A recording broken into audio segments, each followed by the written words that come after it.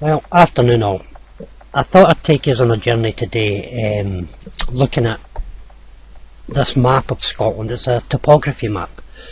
Basically a topography map shows you the water levels, the height of the land and so on. So the reason why I'm looking at this is because a lot of my work, I'm discovering that these buildings, castles, towers, all these buildings that we have today all over Scotland and other parts of Britain, were not actually castles to live in, or buildings where people had residence in, but rather they were machines, and these machines were sitting in waterways. Today we don't have the waterways because of mining, forestation, quarrying, and many councils over these last 100 years or so have diverted waterways and drained waterways. But not just that, I mean, for Scotland alone, our biggest export is whisky, and what I've discovered is where all these whisky bonds are and where the distilleries are, they were sitting in what were once ancient waterways, and so most of our water is either being held back by huge dams, hydro dams, or it's been exported as in whisky and bottled water. So they've managed to take the water levels down quite a bit. But this topography map is a map that can prove that most of the land that we understand is that we see around us just now was below sea level, and that what I'm trying to say is the sea level was much higher because the sea water, being tidal and being of a heavier density than the natural rainwater or river water, or it came into the towns and the cities. It's higher, it's heavier, it's a heavier density, so it kept what we understand as rivers and streams to a minimum, and what we understand as rivers and waterways now were really just salt canals, which were tidal. And looking at a topography map of the UK, it proves it. Now what I'm going to do is I'm going to take you to an area. I'm originally from Glasgow, but I grew up in Aberdeenshire, and we can see here in this area of Aberdeenshire that nearly everything's either a metre, 15 metre, or like 44, and the green parts here is 81 metres, 125 metres. So this area in the northeast, Peterhead, Fraserburgh, these towns sat in waterways. Now as we zoom in, you can still see the huge waterways. It's a great map because the colours blue which would represent just above sea level, or maybe even below sea level, they show us where the waters would have went. Now if you follow this round, this is sorry, where are we? We're in Aberdeenshire, we're in the River Ithen, so we're up in Ellen here, and the whole of the Bermuda coast there, Bermuda, Ellen, in fact this is Forvey and Newborough, sorry. This whole coast, if I leave it for a second, this is the only thing about the map, when you move on it, the colours go away, but if you stop you can actually see. So the reason why I'm showing this is these are all below water level, and you can see as we travel in through Ellen itself is completely lost to the sea. Every house and every new build that we have in Ellen, it is a fairly new town apart from the main street, the high street in the centre of Ellen as you come over the bridge, but all this was underwater, and you can follow this waterway all the way through Ellen, seeing that this vast area is below sea level. So, and this is how the buildings, the churches, the steeples, the town halls harness water.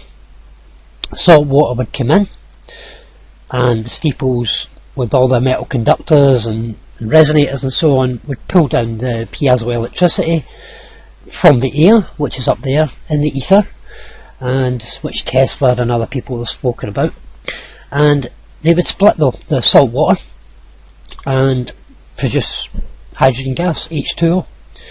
The process is known as hydrolysis, and I put a lot of posts on my page about hydrolysis because I used to have a hydrogen business a long time ago.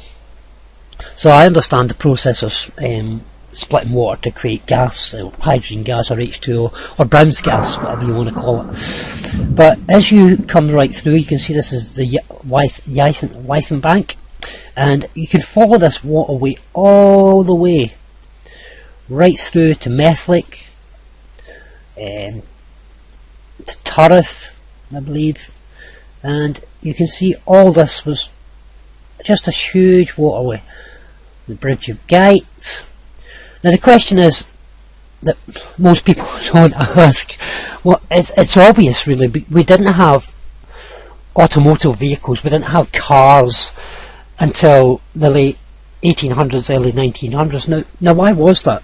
Did we not have the capacity, the intelligence to build a combustion engine? Well, it's evident from history that there were other combustion engines out there on boats and other stuff, and I would suggest the reason why cars didn't come around, automobiles didn't come around, auto vehicles, is because there were no roads. Prior to the mid 1800s, what we understand as roads and railways were simply embankments where the waters passed through and the salt waters came in, and this is how they are stealing energy from us and time from us and money, because we need to go to work to earn energy and food, and whereas in the past our ancestors didn't have to. Now if you look at all the ancient civilizations, you'll see that all of them, from Phoenicians to the Greeks to the Egyptians, they were all great seafaring people. Why? Why do we have so much history regarding these people and their boats? And because as you can see from this topography map, most of the land would have been islands. Let me zoom out and see. Most of what we understand as lands would have been isolated pieces of islands, and that is why it's called the British Isles, and the name the British Isles has stuck, because we were all individual nations and isles separated by boundaries of water. And I've been saying to people for a long time, I'll take a quick look down here in Stirlingshire and Edinburgh and so on. This whole area here is the River of Life. I've been telling people this, and you can see that this north part of Scotland, Perth and Stirling and all that, completely separated, completely separate from the rest of Scotland. It's divided by water, and if you read the work of like Combs Beaumont and Barry Dunsmore and other people, they will tell you that this area was a great maritime port, and you can see that. And not just in this area, but the reason why I'm bringing you to this area is because for me, as you pass up through the Hook of Scorpio here, Scorpio is up here in the heavens. You have according to tradition, the Tree of Life sits within Scorpio, and the lower world, or the lower branches, face down, and the higher branches face up into the canopy of the tree. And this area here was the great river known as the River Eridanus, also known as, which is the snake that goes down the spine of Albion, which goes down the pole, down the centre of the main ley line, the 33 vertebrae of Britain. And the whole world was led to this area. They travelled through the Great Tree, which is the spine of Albion, and they came up through the Hook of Scorpio into the canopy of the tree, into the upper branches of the tree, which means Scotland is the head of the tree, the canopy, and the head of the world. And they would travel through what the Egyptians would call the Sea of Reeds, or the Sea of Dreams. To the Greeks it was called the Field of Dreams, or Elysian Fields. And this was the great area here which Xerxes, the Persian, who is really a Russian, I've got a video there in my YouTube channel showing you that, he came down from Inverness, travelling through from Caithness, Stornoway and so on, travelling down through these great waterways which are still visible. I mean, today Loch Ness is, you know, that's one body of water, but this whole coast, like this area here, is several bodies of water, all the way down to Fort William and Oban. But you can see that all of it lay below water level, and it still does.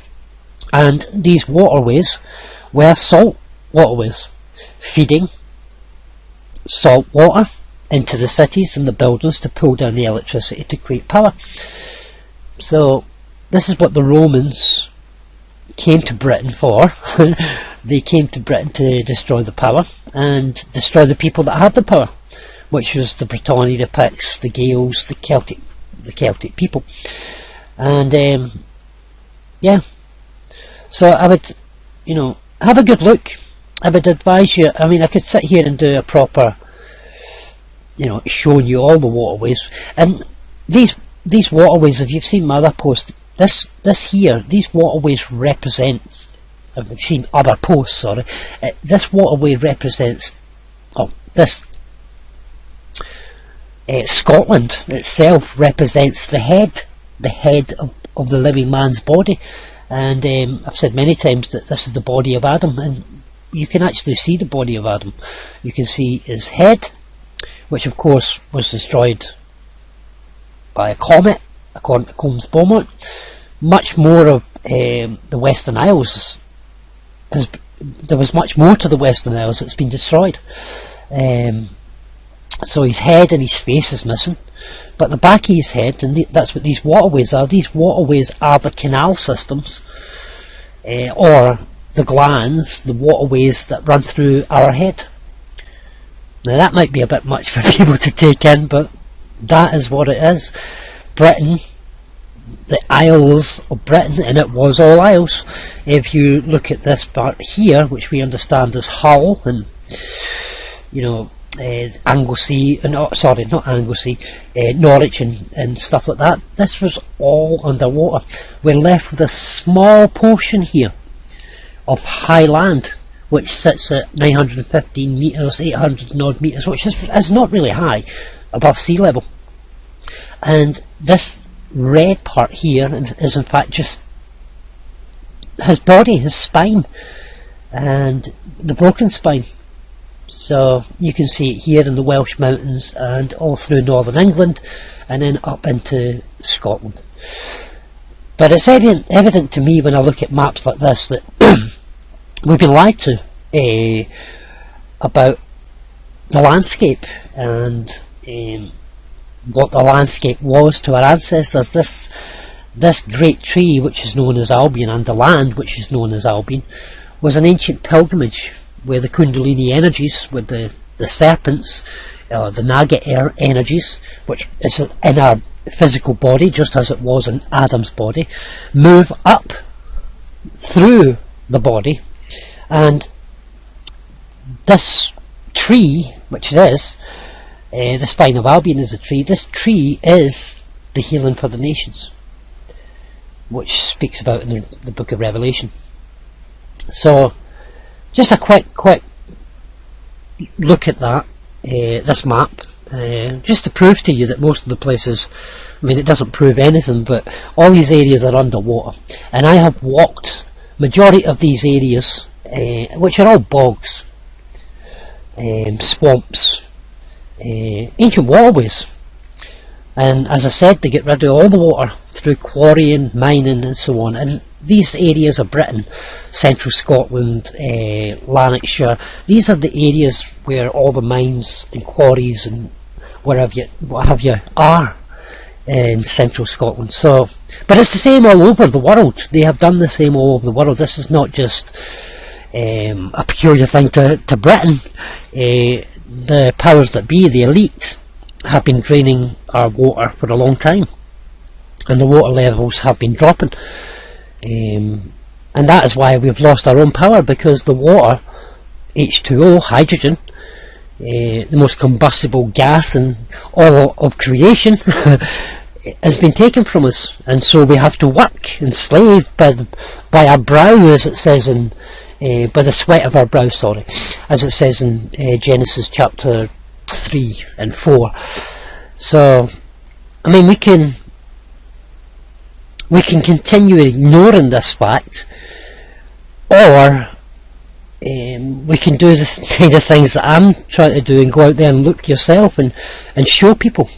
The only way that you can show people is to get footage in these areas, and especially by travelling around the castles. You'll see that the castles sit high up on the embankments. Same with all the stone circles, they sit high up on the embankments overlooking what once was ancient waterways. And from other posts, I'll just say briefly, you see this area here, these mountains are clearly well above sea level, 800, 900. This is what the Cairngorms and all these mountains, this is what I believe is the mountain of Olympus, the mountain of the gods. This whole area here is the mountain of Olympus, where they took refuge